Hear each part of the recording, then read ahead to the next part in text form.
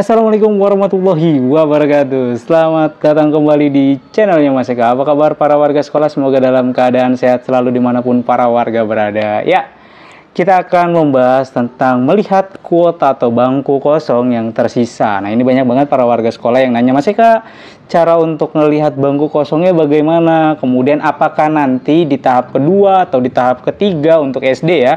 Berarti SMP, SMA, dan SMK itu hanya ada tahap 2, SD itu sampai tahap 3. Apakah tahap 2 dan tahap 3-nya ini nanti akan ada bangku kosongnya? Lalu bagaimana kita caranya melihat bangku kosong tersebut? Lantas, sisa-sisa kuota yang tidak lapor diri itu lari kemana Mas Eka? Ya jangan-jangan nanti dijual nih. Tidak ya, karena sesuai dengan ketentuan yang berlaku gitu ya, di Juknisnya sudah disebutkan, bahkan ini transparan banget gitu ya, transparan banget. Para warga sekolah bisa mengecek langsung sisaan bangku kosong itu dilimpahkan kemana, dan kalau tidak ada yang lapor diri juga akan terlihat. Lalu bagaimana cara mengecek sisa kosongnya atau sisa bangku kosongnya agar para warga sekolah tahu bahwa oh di sekolah ini ada bangku kosong, oh di sekolah ini tidak ada. Nah, di video kali ini kita akan berbagi informasinya. Tapi sebelum itu, untuk para warga sekolah yang mungkin baru menemukan channelnya Mas Eka nih, silakan subscribe dulu channel ini untuk mendukung channelnya Mas Eka agar bisa berkembang lagi dan bisa memberikan informasi-informasi terupdate kepada para warga sekolah. Oke, kira-kira bagaimana cara kita melihat bangku kosong tersebut? Oke, warga sekolah, kita akan coba untuk memberikan informasi perihal melihat bangku kosong PPDB Jakarta tahun 2024 ya. Karena banyak banget warga sekolah yang nanya, Mas Eka, untuk lihat bangku kosong bagaimana caranya? Ya, nah, nih kita akan coba memberikan informasi cara melihat bangku kosong, atau dari mana sih sisaan bangku kosong ini, kemudian kita ngitungnya bagaimana ya. Bangku kosong ini kan katanya transparan. Coba dong, kita pengen tahu bener transparan enggak. Kalau misalkan ada yang nggak lapor diri itu kelihatannya dari mana, kemudian bangku kosong ini bisa dilihat di mana. Nah, yuk kita coba. Nah, sebelum itu Mas Eka akan berikan ketentuan seleksinya terlebih dahulu untuk di jenjang SD ya. Ini hampir sama lah, sama seperti di jenjang SMP, SMA, dan SMK. Untuk ini kan ada beberapa jalur ya. Di PPDB itu ada jalur afirmasi, ada jalur zonasi, ada jalur pindah tugas orang tua, tahap 2 dan tahap ketiga untuk jenjang SD. Nah, masing-masing jalur ini kan punya namanya daya tampung ya. Daya tampung tersebut ya, di sini nih ya, daya tampung itu nanti bisa keisi, bisa tidak. Nah, jika tidak terisi akan lari kemana Mas Eka? Contoh di jalur afirmasi ya, afirmasi prioritas pertama contohnya nih yang di atasnya. Dalam hal kuota jalur afirmasi prioritas pertama, anak asuh panti dan anak tenaga kesehatan yang meninggal dunia dalam penanganan COVID-19 tidak memenuhi, maka sisa kuota dimaksud dilimpahkan ke dalam jalur afirmasi prioritas kedua. Artinya prioritas kedua itu di Mitra Transjakarta ya.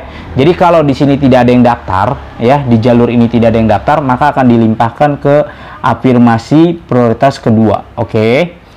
Oh, berarti misalkan di sini daya tampungnya 0 Mas Eka. Ya berarti 0, udah nggak ada daya tampung.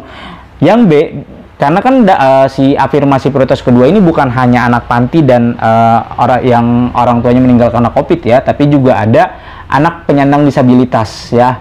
Nah, itu masuk di dalam afirmasi prioritas kedua. Nah, ini biasanya ada kuotanya. Oke, contohnya nih, data daya tampung penyandang disabilitas untuk SDN Ancol 01 ya. Di sini ada 8 siswa ya. Berarti di sini ada 8 siswa daya tampungnya. Kita lihat aja di seleksinya ya. Kira-kira ada yang isi apa enggak? Oh, ternyata ada nih, begitu dicek ada nih Mas Eka, satu siswa dari 8 daya tampung. Nah, ini kan sudah lewat nih batas lapor dirinya, dan ini sudah dinyatakan lapor diri. Kalau belum lapor diri di sini ada tandanya ya. Karena ini udah clear berarti tidak ada tandanya dinyatakan lapor diri. Maka di sini masih ada sisa bangku 7. Nah, 7 bangku ini dilariin kemana Mas Eka? Di sini sudah dijelaskan di poin B. Dalam hal kuota jalur afirmasi bagi penyandang disabilitas tidak terpenuhi, maka sisa kuota dimaksud dilimpahkan ke dalam PPDB jalur afirmasi prioritas kedua. Afirmasi prioritas kedua itu siapa? Yang ini ya, Mitra Transjakarta atau KPJ yang terdaftar dalam DTKS. Nah ya, kita akan masuk ke sini. Jadi yang tadi sisaan 7 akan masuk ke ini kan tadi nih ya.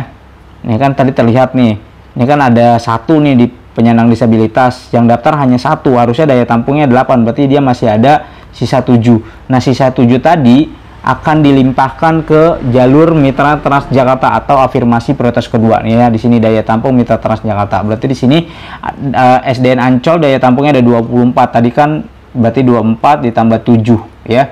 Di sini 1 ya. Benar ya? Sorry.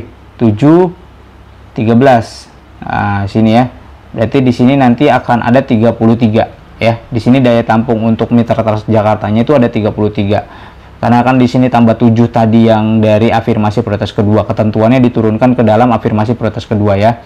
Nah, setelah itu kita lihat di sini ya, berarti di sini ada 33. Kan ini kan baru dimulai nanti tanggal 19 nih ya. Ternyata dari 33 ini contoh ya, 33 ini nggak ada yang ngisi sama sekali nih ya. Maka 33 ini dilimpahkan kemana Mas Eka? Di sini dijelaskan.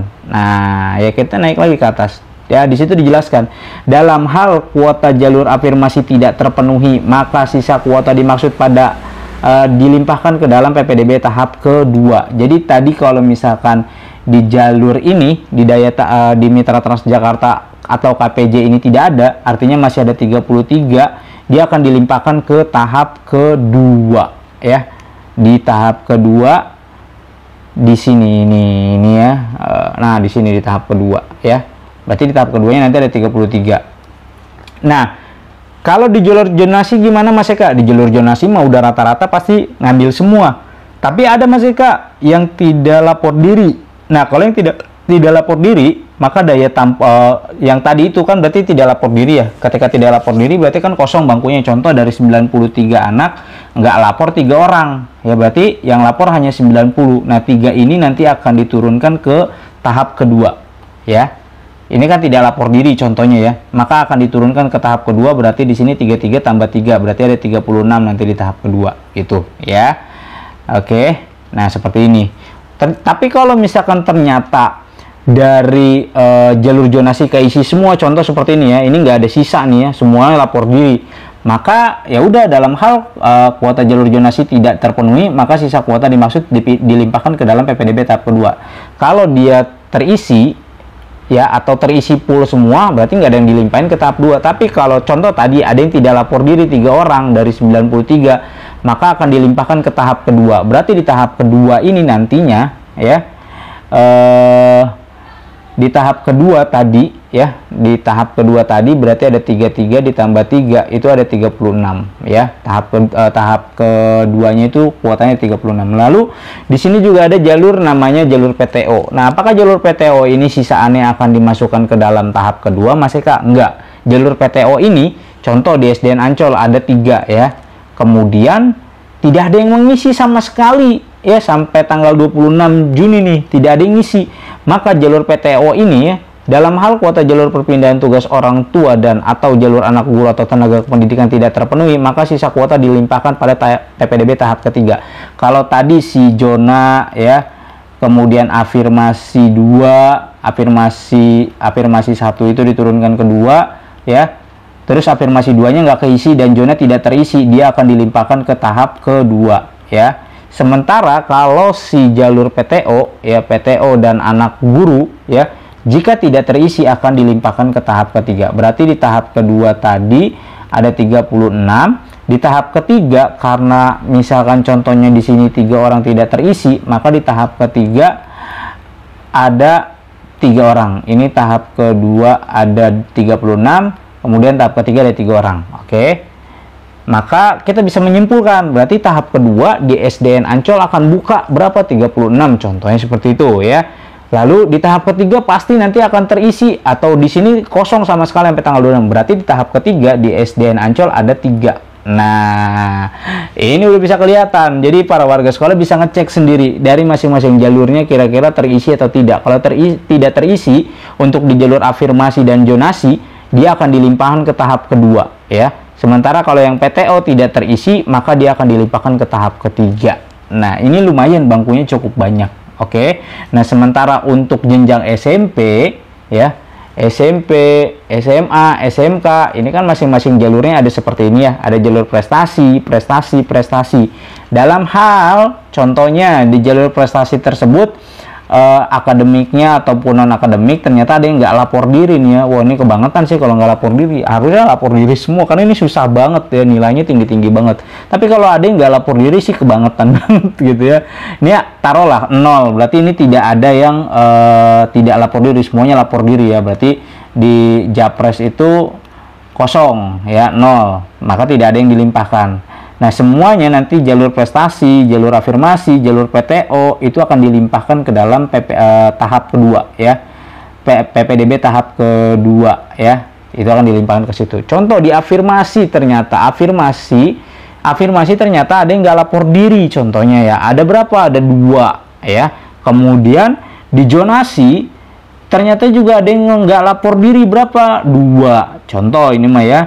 Terus di PTO ya, di PTO ternyata tidak terisi berapa? 3 ya. Berarti nanti di tahap kedua akan dibuka bangku sebanyak 7 ya. Diambil dari mana? Dari afirmasi yang tidak lapor diri, dari zonasi yang tidak lapor diri, atau dari PTO yang tidak terisi ya. Lalu pengen melihat Mas Eka yang lapor diri sama yang tidak lapor diri dari mana? Gampang. Tinggal buka aja di seleksi sini ya. Nih sama seperti ini di seleksi.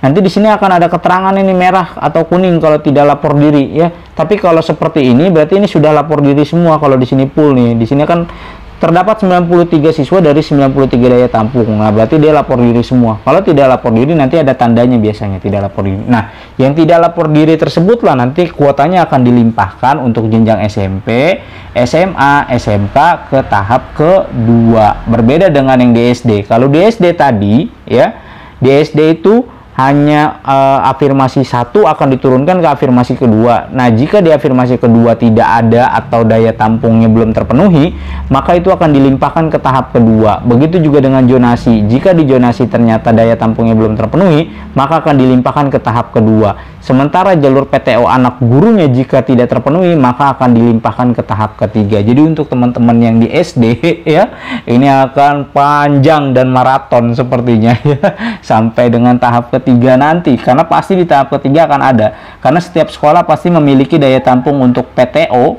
dan anak guru. Nah, ini kalau tidak terisi maka dia akan dibuka di tahap ketiga. Jadi untuk warga sekolah yang akan masuk di SD itu masih ada 2 tahapan lagi yang lumayan cukup besar, adalah nanti di tahap kedua dan di tahap ketiga ya, sisaan bangku. Yang paling besar sih kalau tadi Mas Eka hitung itu rata-rata dari tahap kedua, sebab nanti tidak semua akan ada di dalam afirmasi Mitra Trust Jakarta ataupun KPJ. Nah, biasanya ini jarang banget, dikit banget ya. Contoh dari total daya tampungnya itu ada 24 ya, paling yang diambil hanya berapa? Hanya 10 atau hanya 11 atau hanya 12. Nah, sisanya itu nanti akan dilimpahkan ke tahap kedua. Nah, ini kesempatan untuk warga sekolah ambil. Sebab apa? Nanti mekanismenya akan berbeda dari PPDB di jalur-jalur sebelumnya. Mekanismenya bagaimana Mas Eka? Diseleksinya menggunakan apa? Terus cara seleksinya bagaimana? Simulasinya bagaimana? Nanti kita akan jelaskan di video berikutnya. Jadi yang jelas untuk para warga sekolah, inilah cara untuk para warga sekolah mengetahui ya, ada bangku kosong berapa di sekolah yang ingin saya tuju. Di sini nanti bisa dilihat ya. Caranya seperti itu. Oh, capek Mas Eka, ribet. Ya, kalau pengen simple, ya nanti hasilnya juga simple. Tapi kalau pengen bekerja keras mencari seperti tadi ya, dicari sekolah tujuannya masih ada kosong atau tidak, ya insya Allah nanti hasilnya juga akan memuaskan. Karena ini memang penuh dengan strategi dan taktik di sini ya. Salah strategi dan taktik, ya udah, kesempatan ini akan terbuang begitu saja. Karena tadi kalau kita lihat ininya analisisnya di tahap kedua dan di tahap ketiga itu masih cukup lumayan kuotanya untuk bisa diisi oleh teman-teman yang kemarin tidak lolos di jalur zonasi untuk SD ya. Sementara yang di SMP, SMA, dan SMK yang contohnya tidak lolos di jalur prestasi atau di zonasi nanti masih ada di tahap keduanya. Gitu. Penting banget untuk warga sekolah harus ketahui hal ini. Ya, jadi seperti itu para warga sekolah. Itu tadi cara melihat bangku kosong atau sisa kuota yang nantinya akan digunakan di tahap kedua ataupun di tahap ketiga. Wah, seru ya. Untuk di SD itu akan pasti maraton sampai ke tahap 3. Sebab di jalur PTO-nya itu nanti akan dilimpahkan ke tahap ketiga ya. Beda halnya dengan yang SMP, SMA, dan SMK, PTO-nya itu nanti akan dilimpahkan ke tahap kedua. Jadi SMP, SMA, dan SMK hanya ada 2 tahap aja sampai tahap kedua. Sementara kalau yang di SD nanti akan ada tahap ketiga. Nah, tahap ketiga ini pasti ya kalau PTO-nya tidak terisi, dan rata-rata pasti nanti PTO-nya itu tidak akan terisi. Nah, ini kesempatan untuk para warga sekolah untuk mengambil ya sisa kuota tersebut. Pintar-pintarlah untuk mencarinya ya, dicekin sekolahnya satu-satu. Karena nanti di tahap 2 dan tahap ketiga itu bebas, tidak sesuai dengan zonanya, tidak terpaku oleh zona. Nah, bagaimana nanti simulasi seleksinya Mas Eka?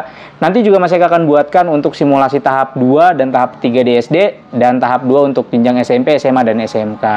Jadi seperti itu para warga sekolah, mudah-mudahan informasi ini bisa bermanfaat untuk para warga sekolah. Jangan lupa bagikan video ini kepada para warga sekolah lainnya, agar para warga sekolah lainnya bisa mendapatkan informasi yang sama. Mas Eka undur diri. Wassalamualaikum warahmatullahi wabarakatuh.